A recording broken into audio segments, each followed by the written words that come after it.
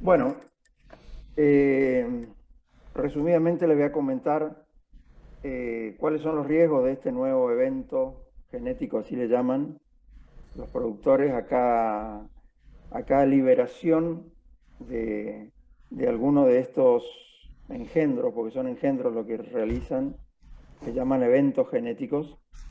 Y en realidad, bueno, yo hablaba con Nora de que específicamente yo no hice ninguna investigación sobre glufosinato, pero sí tengo un colega muy amigo nuestro de la Universidad Nacional del Litoral que él sí hizo este, una investigación sobre algunas especies centinelas y le pedí amablemente si me podía compartir algunas diapositivas son de él, pero es más de lo mismo, de lo que nosotros venimos reportando hace un tiempo.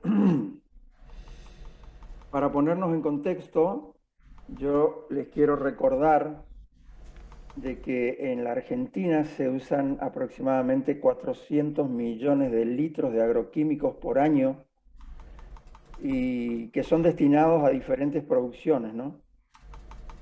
Ustedes ven de que casi la totalidad, 368 millones, están destinados a lo que se llaman semillas que están modificadas genéticamente. Ellos le llaman organismos genéticamente modificados.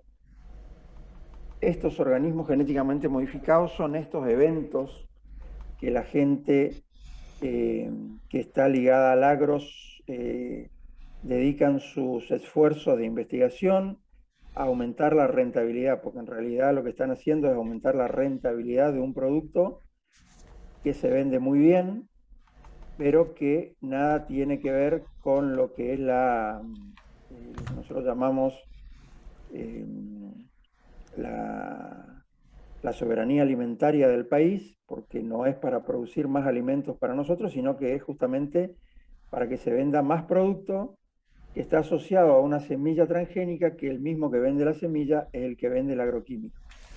Eso se llama paquete tecnológico y en realidad mueve muchísimos millones de dólares por año, pero fíjense ustedes de que esas semillas genéticamente modificadas están utilizando casi la totalidad de los agroquímicos que se aplican en el país.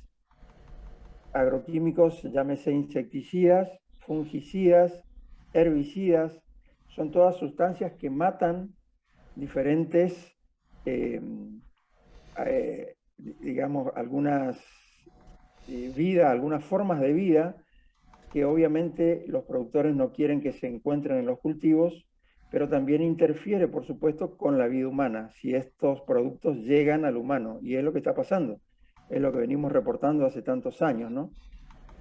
Eh, entonces, fíjense ustedes también de que el, las hortalizas llevan casi 20 millones de agroquímicos por año, y los cítricos 12 millones, con lo que eso totaliza los 400 millones aproximados, que esto ya es una estadística que está un poco desactualizada, ¿no? Esto es de antes de la pandemia. Si ustedes ven los volúmenes de venta, esto para ponernos en contexto, ¿no? Para los volúmenes de venta o en realidad del uso total de plaguicidas en la Argentina entre 1990, el primer este, evento genético de semillas transgénicas se aprobó en 1996 con la soja transgénica, y a partir de ahí vinieron una catarata de eventos genéticos modificados para que puedan resistir a diferentes plagas. Pero si ustedes ven las curvas del uso de plaguicidas en la Argentina, que es la curva azul, está casi eh,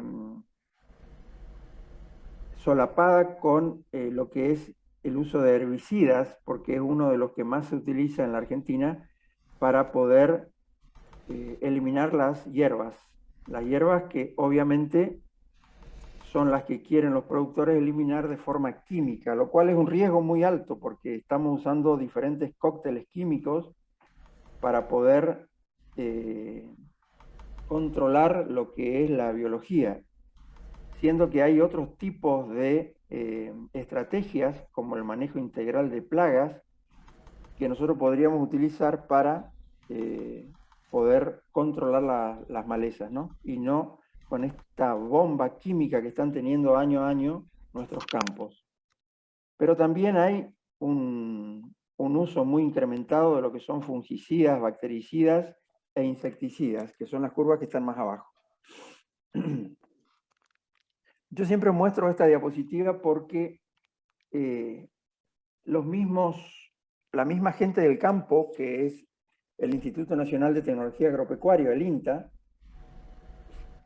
ya nos viene advirtiendo a nosotros de que este modelo de agricultura industrial, al que le llamamos modelo extractivo, pretende justamente que la química sea la que controle la biología, lo cual, como les vuelvo a decir, es una cosa muy peligrosa, ¿no? ¿Y por qué? Porque eso simplifica la toma de decisiones en los campos. Ustedes saben de que antes esto se manejaba con gente que conocía mucho y ahora se maneja con pocos recursos, tanto como un avión y un GPS, permite de que esto se controle en los campos, pero haciendo también de que mucha mano de obra rural haya quedado sin trabajo justamente por esta tecnificación a ultranza que se está haciendo actualmente de la biología. Sin embargo, dentro de este modelo, el recurso suelo se ve muy afectado y nosotros tenemos que hablar del recurso salud, ¿no es cierto? Que es salud pública, porque este documento, en el cual ellos son muy críticos, vuelvo a decir que son los mismos ingenieros del INTA los que están advirtiéndonos a nosotros de que se está dañando muchísimo el suelo, pero esos cócteles químicos están llegando a nuestros pacientes, están llegando a los consumidores y están llegando a las poblaciones que están expuestas.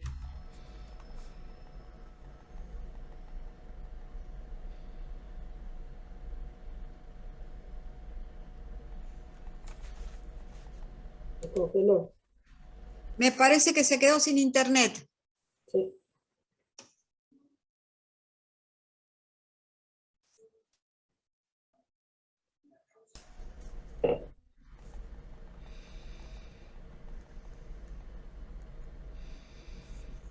Es de la computadora de él. Sí, Sí, sí, porque se escucha. Ustedes se escuchan. Él no se escucha. sí. Seguro fue, que ya le me vuelve. parece que por ahí va a volver, porque se fue.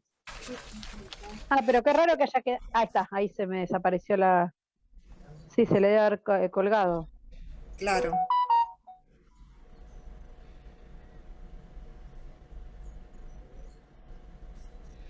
Hola, buenas noches. Aprovecho ¿Me para... escuchan? Sí, ¿Me ahora escuchan? sí. Ahora sí. No sé qué pasó, perdone. Ahí está. Sí, no, te quedaste sin internet, ahora volviste. Bueno, perdón. Decía que ha cobrado una mayor importancia en la sociedad la detección de plaguicidas. Perdón, no se ve la presentación. Se ve que se salió. Ay, bueno, estamos. Hacelo co-host, Jorge, ¿podés? Sí, sí puedo. No, vos podés. No, vos tenés que hacerlo. No, yo no soy host ahora, ¿Por qué no? porque sos vos. APSA No. capítulos. A ver, ya te digo. Sí,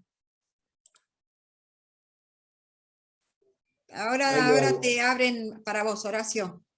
Bueno, perdone, no sé qué pasó.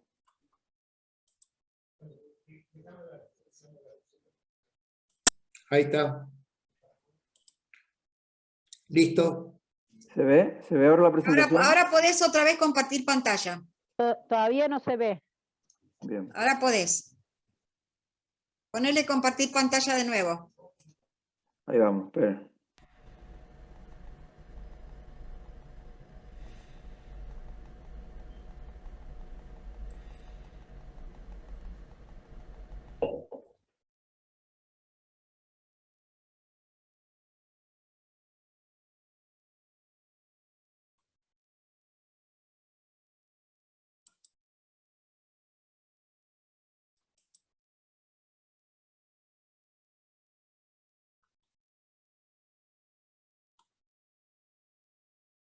Perdón, algo pasó que no sé qué fue lo que pasó.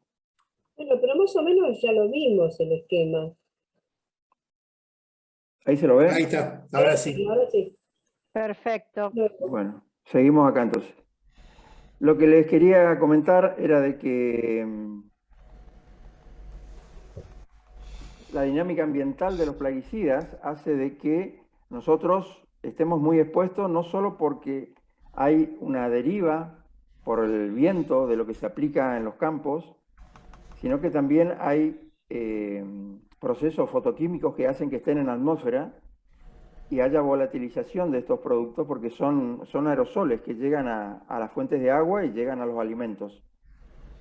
Y aparte hay una absorción por medio de la biota, que es la materia viva que interacciona con estos plaguicidas, pero también hay una absorción en el suelo por medio del agua superficial y el agua subterránea. Por lo tanto, no es como dicen los productores de que esto se desactiva. Yo he escuchado algunos argumentos muy infantiles que dicen que esto se desactiva cuando toca la tierra. Esto es absolutamente falaz, sino que nosotros estamos expuestos a estos agroquímicos en muchísimas formas, ¿no?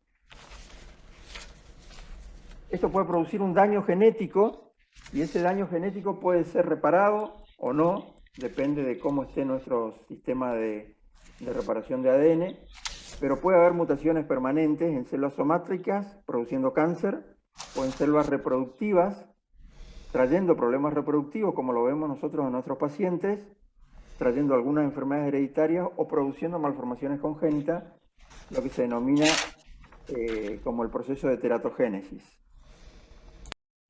Ahora vamos directamente, estas diapositivas son diapositivas que fueron gentilmente cedidas por el doctor Lachmanovich, que es el que hace específicamente investigación en glufosinato de amonio e hizo varias investigaciones en esto. Y acá, en un trabajo publicado en 2015, se ve el número estimado de especies amenazadas negativamente por el impacto de la agricultura. Y ustedes ven de que los anfibios, y ahí hay una flecha roja que está mostrando los anfibios, y los mamíferos, que somos nosotros, son las especies más afectadas. Pero siempre se toman los anfibios como modelo porque el anfibio es lo que se llama especie centinela. El anfibio vive en el agua y las ranas, por ejemplo, están permanentemente expuestas a dosis crónicas de agroquímicos. Y por lo tanto, estudiar los anfibios es como estudiar los canarios de una mina. En las minas de carbón de Inglaterra se utilizaban canarios para saber que cuando había una máxima concentración gaseosa que los podía matar a los mineros, primero se morían los canarios. Y estos se llaman especies centinelas. Nosotros estudiando los anfibios que tienen el mismo modelo de embriogénesis que los mamíferos, podemos saber cuáles son las cosas que nos van a pasar a nosotros, que después evidentemente las estamos viendo en los pacientes, ¿no? Fíjense, la verdad que los nombres que le buscan a estos tóxicos son bastante ingeniosos, ¿no? Este se llama destierro, que es un herbicida agrícola en base a glufosinato de amonio. Ese glufosinato de amonio es el que ahora primeramente se aprobó y ahora con una medida de amparo, con un recurso de amparo en la provincia de Buenos Aires, se dio lugar a este recurso de amparo para su aplicación. Pero fíjense ustedes que si nosotros lo comparamos con el glifosato, con el que ya tenemos una fatídica experiencia de la aplicación de tantos años de glifosato, que es el que se utiliza para las semillas transgénicas, sobre todo soja transgénica y todos los otros eventos que van a ver ahora, ustedes ven de que la solubilidad en agua del glufosinato de amonio es mucho mayor que el glifosato y la toxicidad también es mucho mayor. Fíjense también de que las especies resistentes a este tóxico, en el glifosato ya se consideran arriba de 40 especies resistentes porque obviamente hace muchos años que se están aplicando. Entonces las plagas no son tontas, las plagas van haciendo resistencia y por lo tanto los productores van teniendo que aplicar cada vez mayor concentración mayor volumen de estos agroquímicos para obtener el mismo efecto. Pero para ver los cultivos transgénicos aprobados en la Argentina, fíjense la cantidad de cultivos transgénicos que hay de maíz, sobre todo maíz, algodón y soja. Y esos son los nombres de fantasía, digamos, de estos productos transgénicos. Pero fíjense que son para tolerar herbicidas como glufosinato de amonio, también toleran glifosato, o sea, toleran los dos herbicidas, y el algodón, por ejemplo, es resistente a mariposa, que son los lepidópteros. Pero fíjense, desde el año 2016, 2015, todos los eventos transgénicos que se aprobaron en nuestro país y que cada vez son más. Entonces imagínense ustedes, si cada vez que se aprueba un evento transgénico de este tipo, que es tolerante a un montón de químicos, nosotros tenemos en nuestros campos esa cantidad de químicos que se están aplicando en forma sistemática en los campos. Y no solo que la población expuesta es la que está vecina a estos campos, sino que estamos expuestos nosotros porque esto nos llega, sobre todo, a las góndolas con los productos ultraprocesados de soja o de maíz o ahora de trigo transgénico. El Ministerio de Agricultura, Ganadería y Pesca, con una resolución de este año, de octubre del 2020, aprobó el evento 4.12.7 que confiere tolerancia a la sequía y al herbicida glufosinato de amonio.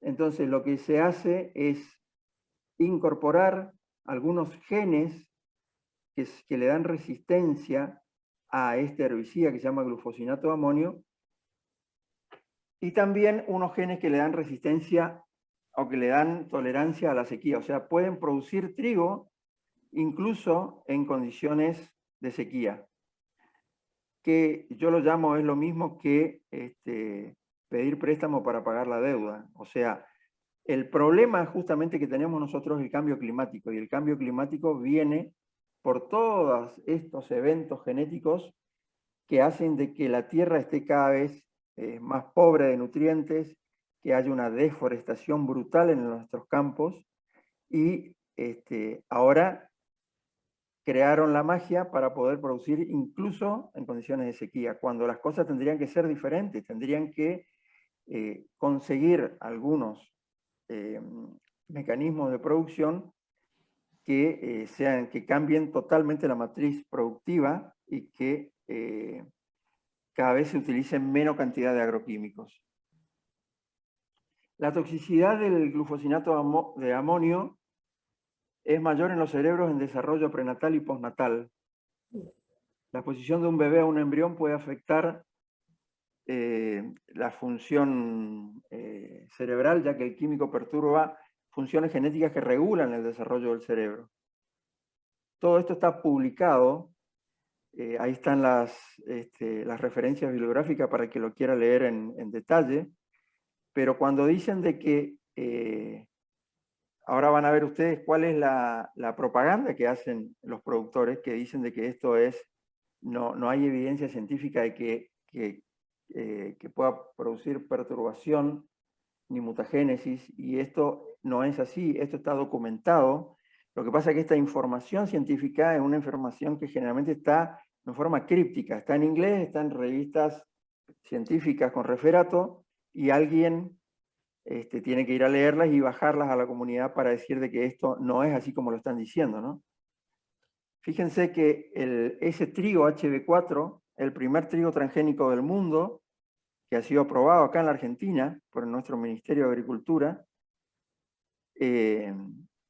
algunos se ven como ufanados, orgullosos en materia de innovación, que es una innovación para la parte productiva, pero hay otros ámbitos, incluso los ámbitos rurales, donde no festejan nada, sino que hay denuncias de los males comprobados de este tipo de inventos.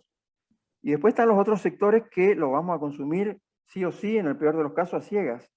O sea que lo que están haciendo ustedes me parece sumamente importante, de hacer una difusión de qué se trata esto y cuáles son los riesgos, porque en realidad si nosotros lo vamos a consumir, tendría que haber un mínimamente un estudio de impacto ambiental que nos diga a nosotros cuáles son los riesgos en los cuales vamos a estar inmersos, ¿no?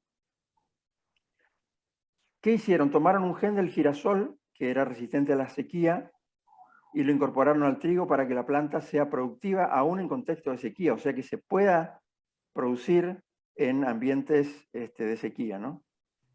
Que es lo que yo decía antes, en lugar de atacar las fuentes del cambio climático, proponen lograr estos engendros genéticos para producir incluso sin agua. Esta modificación genética trae aparejadas consecuencias que son justamente las que generan el cambio del clima, es lo que yo decía. Para producir monocultivos hay que deforestar en una manera brutal y hay que someter a la tierra a este tipo de injurias químicas en las cuales este tipo de exposición hace que todos de alguna manera estemos, de alguna manera menor o en mayor grado, expuestos a este tipo de mutágenos.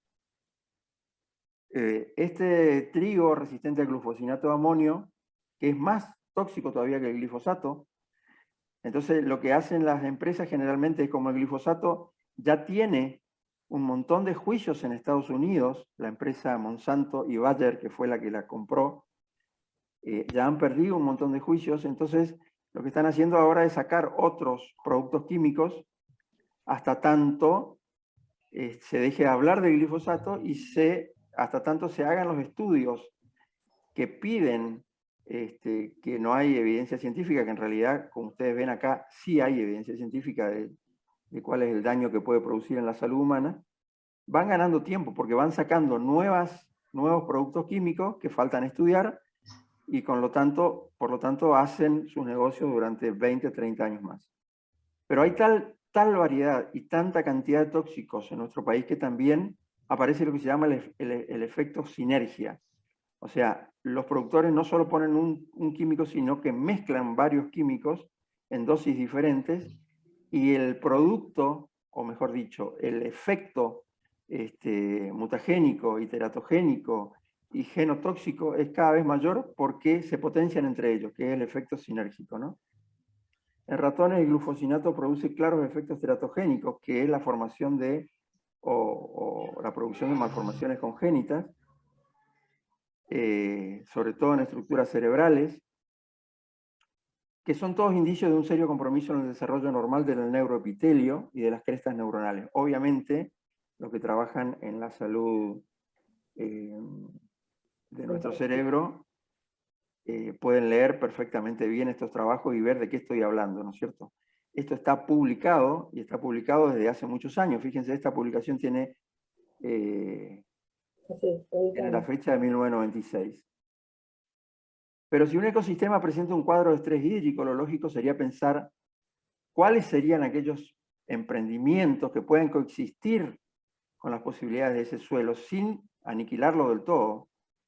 Sin embargo, lo que hacen es crear en un laboratorio un tipo de trigo que crece aún sin agua, o sea, todavía están aumentando más el problema.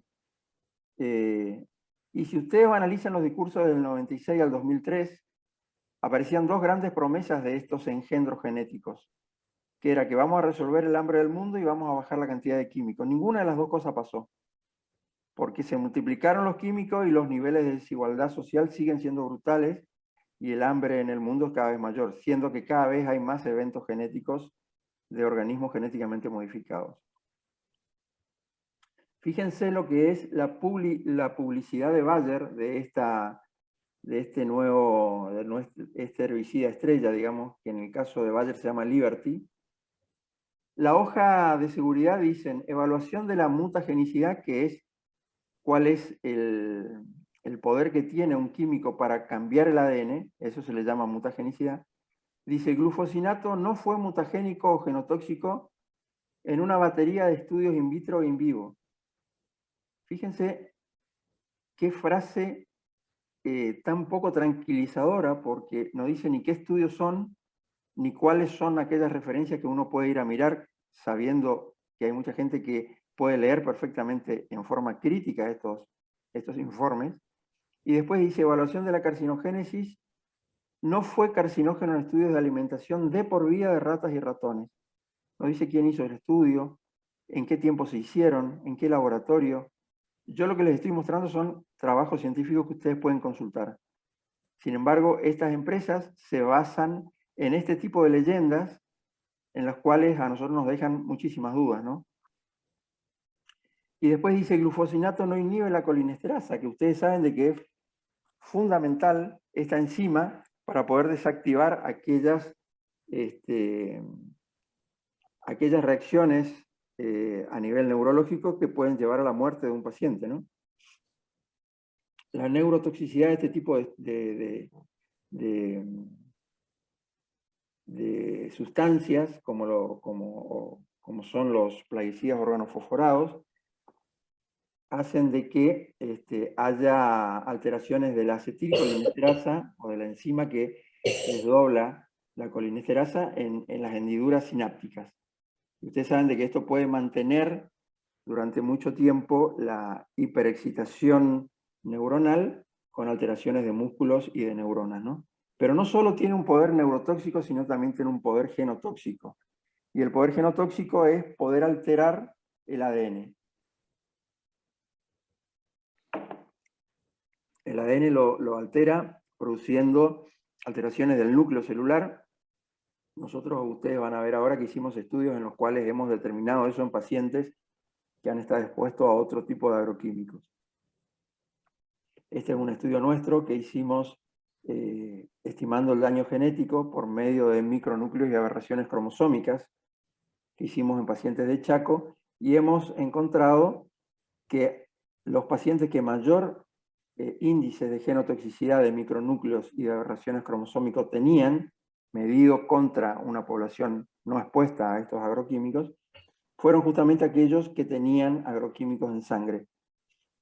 Algunos tenían organofosforados, otros tenían piretroides, y todos tenían glifosato en orina. No solo la población control, sino también la población expuesta. Ese glifosato nosotros lo decimos que está viniendo por medio del consumo justamente de procesos o de alimentos ultraprocesados, o de algunos otros como hortalizas o como yo les mostré anteriormente en la cadena de producción, que se utilizan no solo herbicidas sino insecticidas organofosforados y organoclorados. Los organofosforados causan inhibición de la acetilcolinesterasa, que conduce a la acumulación de ese neurotransmisor de acetilcolina, y por ello lleva a una hiperestimulación de esos receptores colinérgicos, ¿no? Con una inhibición irreversible de la acetilcolinesterasa por unión de los organofosforados a su sitio activo. Eso se sabe de hace mucho tiempo, y así actúan estos compuestos químicos. Por lo tanto, nosotros llegamos a la conclusión de que esto que están poniendo no es agua bendita, no es agua del cerro, no es gratuito de que nosotros estemos expuestos a esta cantidad de químicos. Y el doctor Lachmanovich, que es justamente uno de los autores de este trabajo, midió la actividad colinesterasa y los cambios de comportamiento justamente en ranas, ¿no es cierto? En renacuajos, sobre todo, que viven en el agua, en ambientes totalmente contaminados por estos agroquímicos, que están vecinos a la aplicación de estos químicos. Y fíjense ustedes, lo importante es de que hay una dosis letal, 50 le llaman, que es la dosis a la cual mata la mitad de la población de estos renacuajos, pero sin que los llegue a matar, produce cambios de comportamiento, como lo pudo evidenciar, por ejemplo, en este video donde se ve la distribución de la frecuencia de nado que tienen los renacuajos. Ustedes ven de que hay un gráfico a la izquierda, que es justamente un renacuajo control que no estuvo expuesto a glufosinato de amonio, que tiene una trayectoria de nado normal, y después en el gráfico B se ve una trayectoria caótica, totalmente caótica, luego de haber estado expuestos esos renacuajos incluso a concentraciones por debajo de lo que son las concentraciones letales, ¿no? O sea, sin llegar a matarlo, puede llegar a producir cambios en el comportamiento. Una de las cosas que más se estudian los renacuajos es justamente este tipo de videos donde se pueden ver la trazabilidad del nado que tienen estos anuros en estos experimentos de laboratorio. Pero también se ve que hay inducción de micronúcleos y anormalidades nucleares en estos renacuajos, sobre todo en renacuajos de sapos comunes, que es la Rhinella arenarum, donde se ve específicamente el aumento de la alteración de los núcleos celulares, que está hablando de un nivel de genotoxicidad muy importante, que es lo mismo que detectamos nosotros en pacientes humanos en población expuesta en pacientes del Chaco. O sea, para ir resumiendo, estudios científicos existen muchísimos, estudios que están publicados en revistas muy prestigiosas con referato internacional. Por lo tanto, esto no es una frase de que esto no produce alteración. Uno tiene que demostrar que no produce alteración, así como hay una serie de investigadores en el país y en el mundo que están demostrando de que estas alteraciones sí existen.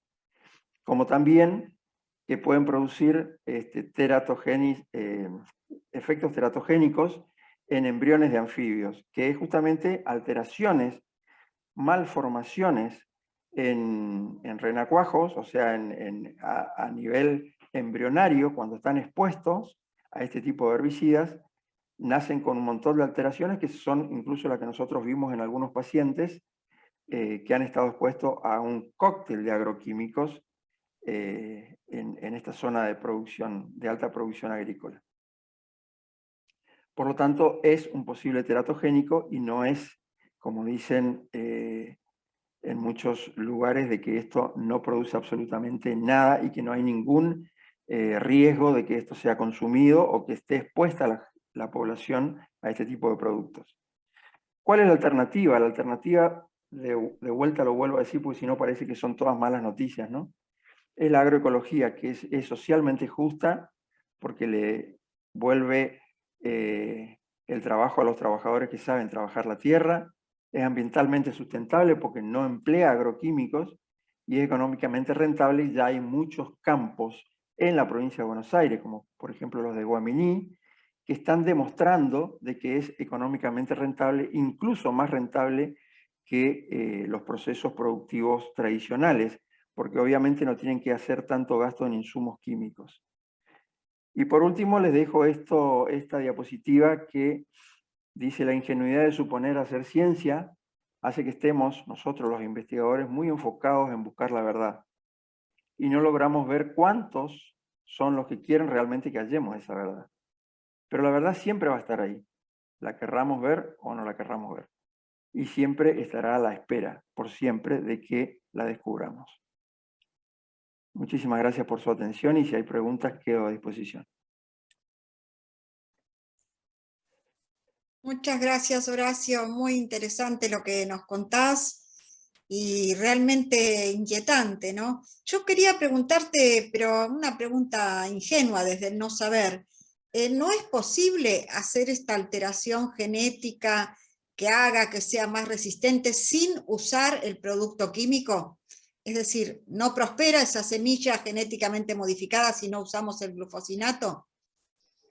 Sí, prospera, pero el chiste justamente es buscar la asociación con el producto químico para que el negocio sea redondo, digamos. Te venden la semilla modificada y te venden el químico con el cual vos lo tenés que pulverizar. Con lo cual, no solo están ganando en la venta de semillas, que aparte está patentada, siendo que la vida no se puede patentar, y ellos patentan los genes que modificaron y no te dejan usar las semillas de la campaña anterior, por ejemplo. Ustedes habrán visto una película muy difundida en Netflix ahora que habla de esto justamente, que le hicieron juicio a un productor en Estados Unidos por haber utilizado semillas de la campaña anterior y le dijeron que estaban usando semillas que habían sido modificadas genéticamente sin que él las comprara. Por lo tanto, para cerrar el circuito, como vos decías, lo que hacen es aumentar el rinde porque modifican la semilla de manera tal de que le agregan el químico y todo lo que está alrededor se muere, menos la semilla que está modificada genéticamente. Por lo tanto, el negocio es totalmente redondo para estas multinacionales. Si ellos quisieran hacer una semilla que solo sea resistente a la sequía, lo podrían hacer, pero no tendrían los rindes que tienen brutales con este tipo de alteración química.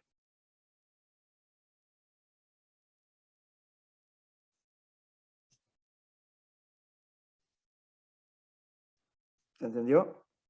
Sí, Sí, sí. sí.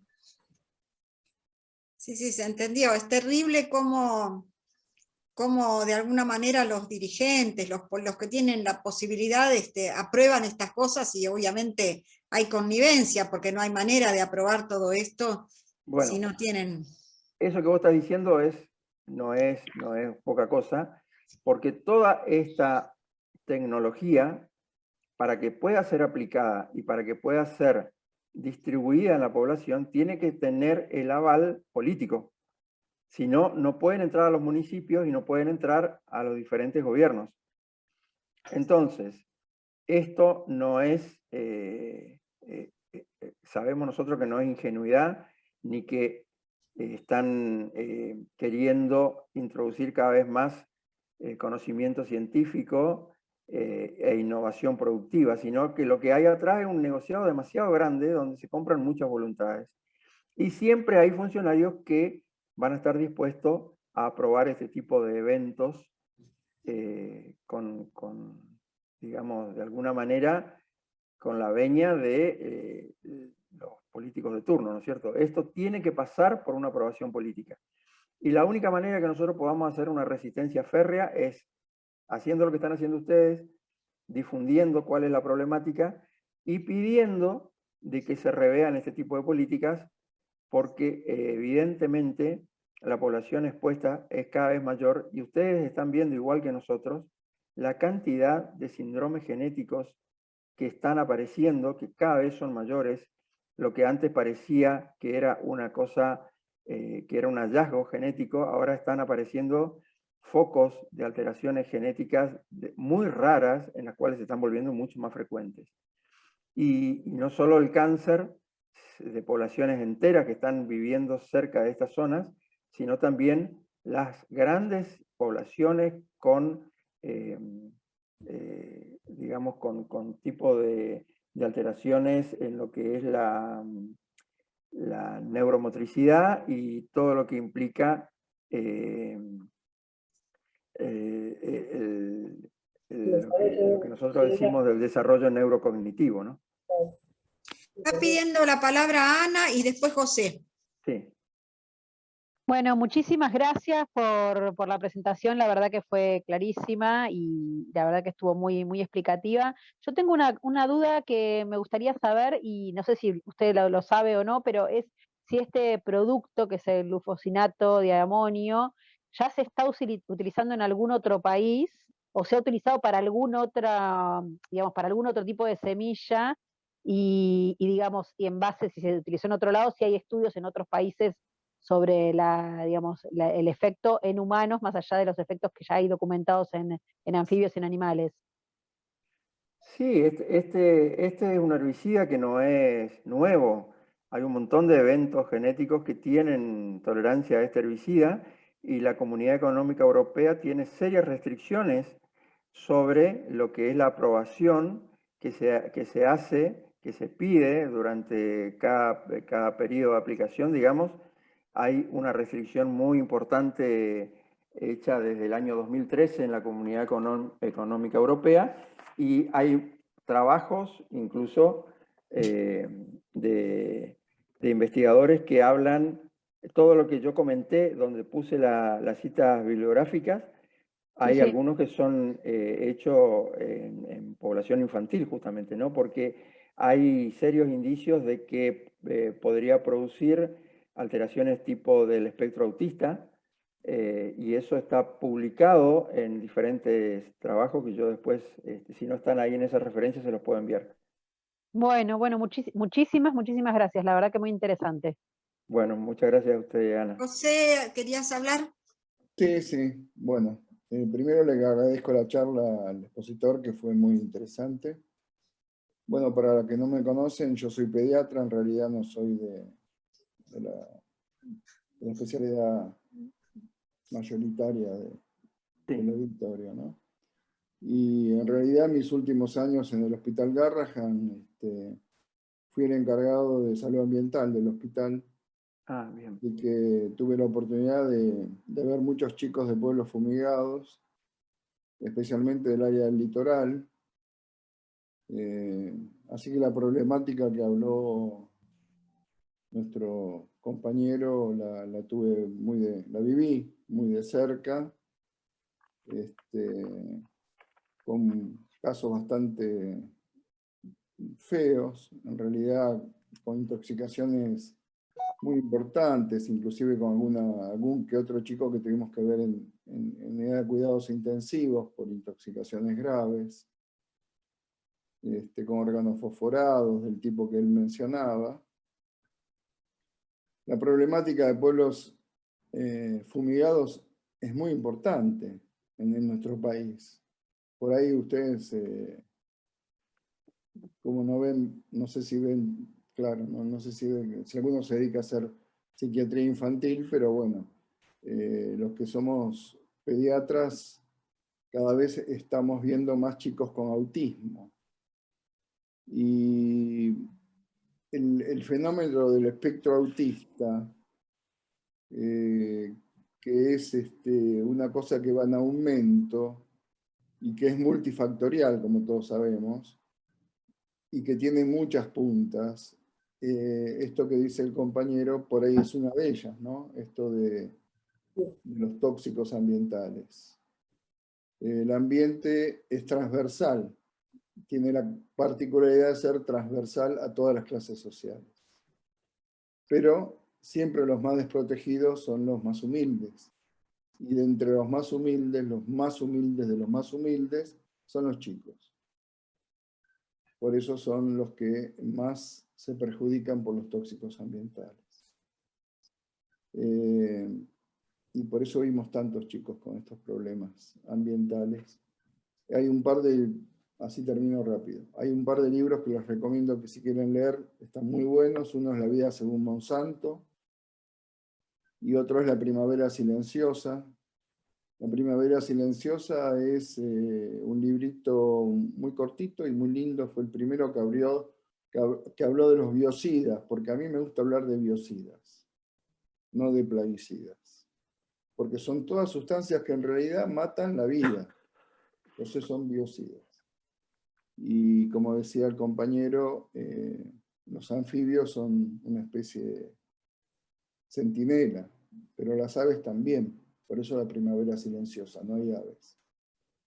Y después, si quieren, tienen ganas, en YouTube, busquen un videíto que se llama Hambre de soja, que habla de cómo se despobló el campo por el modelo extraccionista, industrialista, de las grandes empresas. La gente se fue del campo, porque no hay puesteros, la soja reemplazó al ganado, se desmontó, como decía el expositor. Y bueno, no quiero extenderme, pero es un lindo tema para profundizar. Muy lindo. Creo que lo primero que despobló, que desalojó es a los árboles, con toda la deforestación. Pero además hay una cantidad de cosas que nosotros comíamos cuando éramos chicos. Por ejemplo, mi mamá compraba una bolsa de alcauciles y ahora se venden de a uno. Las lentejas, hay cantidad de comida que era comida habitual y que se compraba en cantidad y que ahora está despoblado porque todo fue reemplazado por soja. Y aparte hay movimientos que hay que tener en cuenta. Por ejemplo, hay movimientos chiquitos, pero que son interesantes, de gente que se dedica a preservar semillas nativas. Que es muy interesante, porque con estas semillas transgénicas nos estamos quedando sin semillas nativas. Y hay gente que se ocupa de eso, de guardar semillas nativas, porque estas semillas transgénicas son una calamidad. porque están, como decía el compañero, que no me acuerdo el nombre, disculpen, el Alzheimer. Horacio. Horacio. Como decía Horacio, están diseñadas para cerrar el negocio, porque no es que están diseñadas para que resistan la sequía, como ingenuamente quieren hacernos creer. Están diseñadas para que resistan litros y litros de agroquímicos. Claro. Para eso están diseñadas. Entonces, la cosa es así. Vos comprame la semilla y yo te vendo el agroquímico. Ese es el negocio. Como decía él, el negocio es comprame el veneno porque después me compras la semilla que resiste el veneno. Ángeles, estás muteada.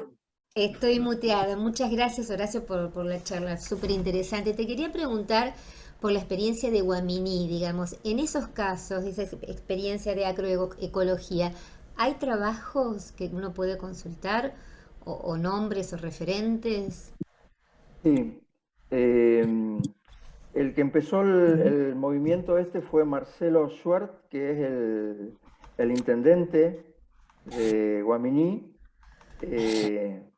y él empezó toda una movida agroecológica que se fue expandiendo. Yo conocí porque me invitaron, uno de los primeros que fue a dar una charla ahí fui yo, y la verdad que en las primeras charlas estaba la gente del campo y siempre cuando uno habla de estas cosas con la gente que hace este tipo de producción, son ambientes bastante ásperos, ¿no? Ríspidos. Pero ellos, sobre todo la gente nueva, los jóvenes, que entendieron de que el medio ambiente es una cosa que nosotros tenemos que preservar porque si no estamos en el horno mal. Muchos de ellos jóvenes productores, hijos de productores de toda la vida, se han reconvertido a la agroecología y han hecho un movimiento tan espectacular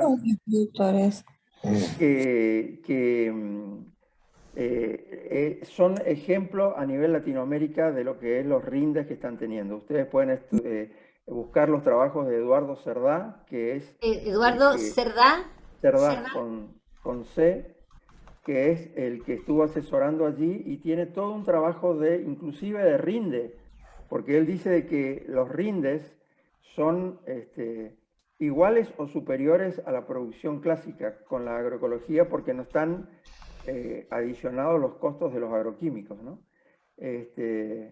Y bueno, yo después les voy a mandar un link porque ahora no lo tengo a mano, pero donde ustedes pueden ver cuáles son todos los emprendimientos que están teniendo en toda esa zona de Buenos Aires, que la verdad que es ejemplar y se está reproduciendo a lo largo de muchos lugares en el país.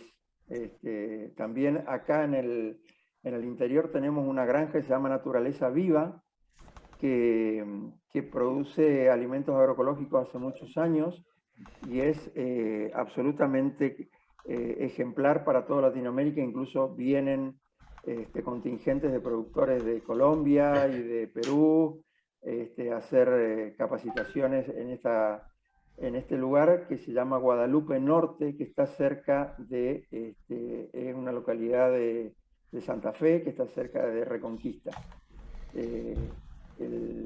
Los dos productores son Remo Bénica y su esposa, que también lo pueden buscar. ¿Cómo se llama? Perdón, ¿cuánto? Remo Bénica, Bénica con B corta, y la granja se llama Naturaleza Viva.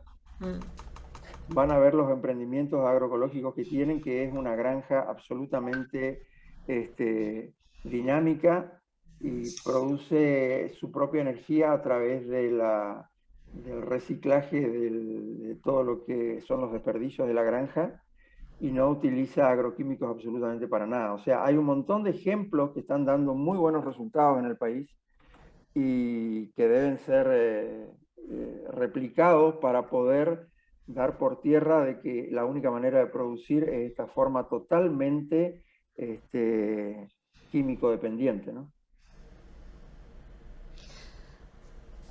Muy interesante, porque además me acordé, hace muchos años yo había hecho un curso en la Universidad de Campiña sobre la promoción del buen uso de los pesticidas, ¿no?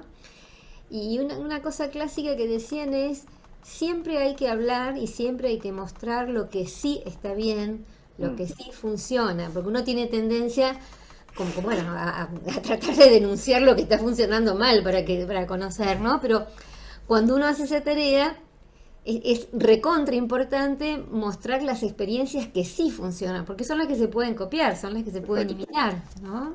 Exacto. Ahí Cora estaba queriendo hacer un... Sí, yo quería hacer una pregunta. Hace un tiempito salió en redes sociales como una denuncia de unos dosajes que habían hecho en Paradero en relación a glifosato en orina. Sí. Yo no sé, estuve buscando, pregunté a Marcela Reñando, que es la toxicóloga del grupo, y tampoco me lo pudo decir, si existe algún valor límite por el cual se considera que sería tóxico o ese valor sería cero, porque, digamos, hubo bastante revuelto, y revuelo en realidad, más que revuelto, en relación a esto, incluso varias presiones en algunas personas que compartieron ese dato, presiones, bastantes incluso. Quería saber si existen, no sé, o si se sabe, o ese es un dato oculto. No, hay unos datos que están publicados, yo no recuerdo bien ahora, pero hay como un límite aceptable, que en realidad eso es en función de lo que vos decís, en función del lobby que hace, la presión que hace el lobby. Porque les puedo asegurar que si todos nosotros nos medimos glifosato en orina, la vamos a tener. De hecho, esa población no expuesta que yo medí acá, que tuvimos que mandar a hacer los análisis a un laboratorio de Mar del Plata, que nos salió mucho dinero poder hacerlo, en todas las personas que nunca vivieron en el campo y que tenían una alimentación absolutamente sana y que nunca habían estado expuestos a agroquímicos teóricamente a nivel ambiental, en todas se encontró glifosato. Con lo cual hay como un discurso de la gente de campo que dice que hay como un límite aceptable a partir del cual uno puede encontrar esto porque dicen de alguna manera va a llegar. Sin embargo, es una sustancia que la Organización Mundial de la Salud la ha determinado como probablemente cancerígena en mamíferos, y a nadie le gusta tener una sustancia cancerígena en su organismo. Por lo tanto, no sé cuál es el argumento para decir que hay un límite aceptable de una sustancia cancerígena en el organismo de alguien que está decidiendo de que nos va a exponer a este tipo de herbicida de por vida. O sea, si hay métodos o formas de producción que son más sanos, nosotros tenemos que exigir de que esa forma de producción llegue a toda la comunidad, porque ustedes saben de que en Europa, por ejemplo, incluso hay deportistas de élite, la mayoría de los deportistas de élite se alimentan con, no es con la alimentación común que comemos todos nosotros, sino que se alimentan con alimentos orgánicos que están perfectamente determinados, libres de agrotóxicos, ¿no es cierto? Y de agroquímicos, porque obviamente hay un montón de interacciones químicas, incluso lo que hablaba José recién del Hospital Garrahan. Cuando uno le va a hacer a los chicos que llegan del interior del país, le van a hacer quimioterapia y le tienen que poner sustancias quimioterápicas para tratar sus procesos oncológicos. No se sabe cuáles son las interacciones que tienen esas sustancias de tratamiento sobre lo que uno ya tiene en el cuerpo como una mochila química que viene cargando desde hace años. Entonces, una de las cosas que se habían pedido en el Hospital Garrahan era que se haga dosaje de agroquímicos en todos los chicos que iban a ir a quimioterapia, por ejemplo. Y eso se hizo todo por un movimiento de las enfermeras, sobre todo de Meche Méndez, del Hospital Garrahan, que nos empezó a invitar. Yo estuve en el Hospital Garrahan dando esta charla hace muchos años, hace más de 10 años, porque justamente las que veían el desastre eran las primeras que estaban en la trinchera, que eran las enfermeras, ¿no? Y el staff, usted sabe, José también, por haber tenido esa experiencia, de que el staff médico es bastante reacio a hablar de este tema. Entonces, y se sienten muy presionados cuando alguien empieza a hablar de este tema. Pero hay todo un movimiento en el Hospital Garrahan que fue promovido por las enfermeras, del cual yo participé también y me siento muy orgulloso de eso. Sí, Mariano. las autoridades. Mariano, muchas gracias. Mariano pidió la palabra. Buenas noches. Hola, Bueno, Mariano. ante todo, gracias por la presentación, la verdad que es muy interesante. Una pregunta que iba a hacer en realidad ya viene medio respondida, pero que en realidad la quería formular un poco más, más claramente, que era esto de si conoces acerca de algún estudio que vaya yendo en marcha en relación al impacto de, digamos, de esto, de los niveles de la exposición al glifosato, digamos, en la población general, siendo que esto que estabas diciendo, que, digamos, más allá de que no se mencione en la alimentación, entre comillas, sana que todos supuestamente tenemos, estamos expuestos al glifosato porque la mayoría de los alimentos que consumimos, en parte mayor o menor, lo contienen. Eso por un lado, y por otro lado, que también tiene relación con esto, es con respecto a lo que tiene que ver con la alimentación agroecológica, además, lo cual la verdad que realmente es un ideal que está muy bueno. Yo lo que me pregunto es también si hay un comparativo en relación a los costos, en el bolsillo de las personas, digo, porque, digo, en una mirada así muy abuelo de pájaro, si uno va, digamos, a los negocios que uno se puede encontrar, por lo menos acá en la ciudad de Buenos Aires, lo que es una Perdón, verdulería Mariano, común. cierren los micrófonos, por favor, que se escucha un niño llorando. Sí, gracias. En lo que tiene que ver una, ¿cómo es esto? Una verdulería común de cualquier cuadra versus un negocio que vende productos agroecológicos o cuanto menos orgánicos certificados, lo que tiene que ver con los costos, la verdad que la diferencia es muy grande, muy encarecido en relación a los orgánicos. Bueno, esa era mi pregunta.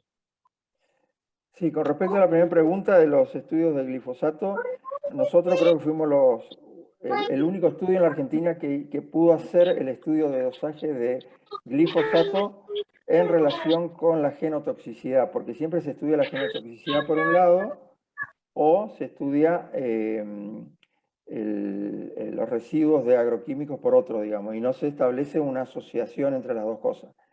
Son estudios muy caros y son estudios muy laboriosos, porque hay que estudiar 1000 células por paciente.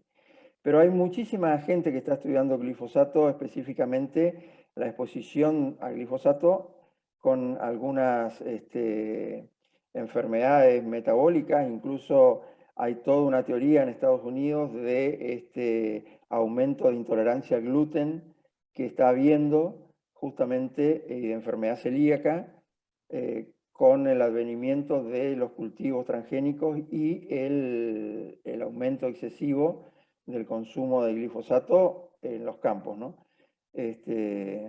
Estudios hay muchísimos y en diferentes patologías, y están los estudios de Andrés Carrasco que se hicieron también, que fueron pioneros en embriones de anfibios, que los expuso a una dosis de glifosato muy parecida a lo que se usa en el campo, y se vio que producía malformaciones craneales importantes y sobre todo de la simetría media del embrión.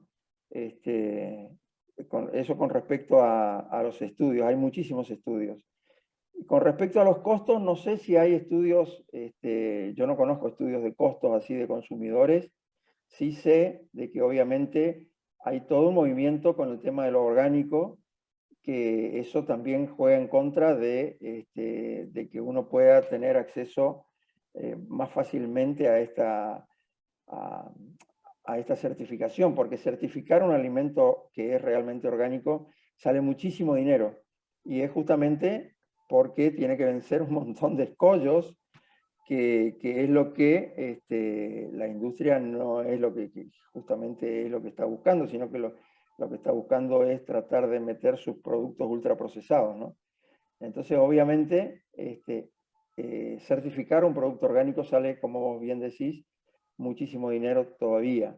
No conozco estudios de costos, pero Perdón, sí, yo por ahí homologué el tema de que sea agroecológico con orgánico y que por ahí no es lo mismo, pero era como que quería también hacer referencia a que tal vez algo que pueda ser, digamos, mucho más saludable en términos de no estar expuesto a este tipo de cosas, digamos, a la vez, a lo que es a la hora de ir a comprarlo, probablemente tal vez incluso para la población toda, digo, termina siendo tal vez más oneroso a la hora de comprarlo porque por estas cosas que estás mencionando. Perdón que te la interrupción. Sí, sí, lo que conozco, sí, que en Buenos Aires existe una gran oferta de ferias de personas que trabajan en huertas agroecológicas, que se conocen entre todos, que tienen toda una red de conexión y que hay lugares específicos en Buenos Aires que uno puede recorrer, incluso se pueden ver varias páginas en las redes, que eso también les puedo mandar algunos links, donde ellos van diciendo dónde van haciendo sus ferias, digamos, de productos agroecológicos cada fin de semana. Eso en las redes existe mucho, y por supuesto sí están los vivos de siempre, de que tratan de lucrar lo mismo con productos que no tienen la misma trazabilidad, digamos, de no utilizar agroquímicos, porque eso, de algún lado las malezas siempre están y se las tiene que controlar de alguna manera. Entonces, bueno, hay que ver también, pero entre ellos se protegen bastante de saber exactamente cuáles son aquellas producciones que sí tienen una producción agroecológica, y me gusta mucho el movimiento que hay en Buenos Aires, en Rosario, en Santa Fe, todo acá en el Chaco todavía es muy incipiente ese movimiento. Bueno, muchísimas gracias, No, por Horacio, favor. por lo que vos me dijiste. Estabas en tiempo para ir a Sí. buscar a tu hijo. Sí, tengo que buscar a mi hijo a las 8. No quisiera que se te haga tarde. Te Bueno. agradezco muchísimo. La verdad que aprendimos bastante y para nosotros son importantes, bueno, estas cuestiones que hacen a nuestra vida cotidiana. Y además Estoy a su difundirlo, disposición. ¿no? Cuando quieran me citan de vuelta y trataremos de ir actualizando los conocimientos. Muy amable, muchas gracias. No, por favor, saludos a todos y gracias por estar. Gracias.